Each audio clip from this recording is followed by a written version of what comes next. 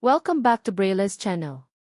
Nagbabalik po tayong muli para sa panibagong kaalaman na para po sa inyo, lalo na po sa ating mga senior citizens. Alam niyo po ba na pwede po tayong makapag-avail ng medical assistance sa DSWD para sa ating mga medical conditions at iba pa?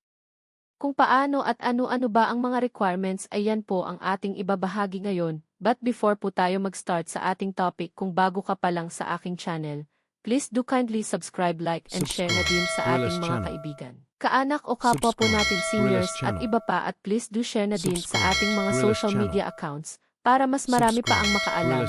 With no further ado, let's begin na po sa ating topic. Just in.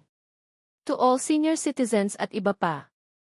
Medical Cash Assistance, paano nga ba mag-apply? An Assistant to Individual in Crisis Situation or AICS ng DSWD. Mga paraan at requirements alamin. Alam niyo po ba na isa sa programa ng DSWD ay ang AICS or Assistance to Individuals in Crisis Situation? At isa nga dito ay ang pagbibigay ng medical cash assistance sa mga qualified beneficiaries. Ano-ano nga ba ang mga requirements? Una rito ay ang valid ID ng taong maglalakad at interviewin, pangalawa authorization letter if iba ang maglalakad. At pangatlo, at dalhin ang mga requirements base sa uri ng hinihinging assistance. Kung para sa babayarang hospital bills. Una dito ang medical certificate, clinical abstract, discharge summary at alagang Pinoy tagubilin form with diagnosis with name and license ng doktor, dapat ay original at certified true copy. Pangalawa, hospital bill or statement of account na duly signed ng billing clerk, at pangatlo, at social case study report or case summary.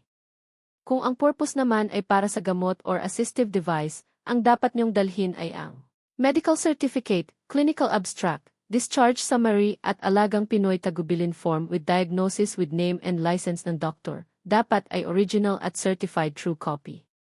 At ang prescription with date of issuance, pangalan ng doctor with license number na in-issue within 3 months. Kung para naman sa gagawing operation or any laboratories, kailangan niyong dalhin ay ang medical certificate, clinical abstract, discharge summary at alagang Pinoy tagubilin form with diagnosis with name and license ng doktor. Dapat ay original at certified true copy. At laboratory request or doctor's order with name and license number. Kung halimbawa na ang hinihinging assistance ay more than 10,000 pesos, kailangan niyong magdagdag ng additional requirements tulad ng quotation summary, kung ano ang required medical procedure na gagawin at social case study na gagawin. Paano nga ba mag-apply? Dalhin lamang ang lahat ng kailangang dokumento sa nearest DSWD office. Magdala na rin po kayo ng tubig, biscuits, pamaymay at towel para sa pagpila. Paala-ala lamang po, ang buong medical assistance ay matatanggap ng mismong beneficiary at wala pong sisingilin ang sinuman. DSWD office staff. That's it.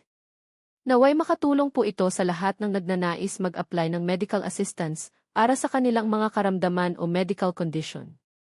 Manatili po kayong nakatutok sa aking channel para sa mga latest updates at iba pang impormasyon na para po sa inyo.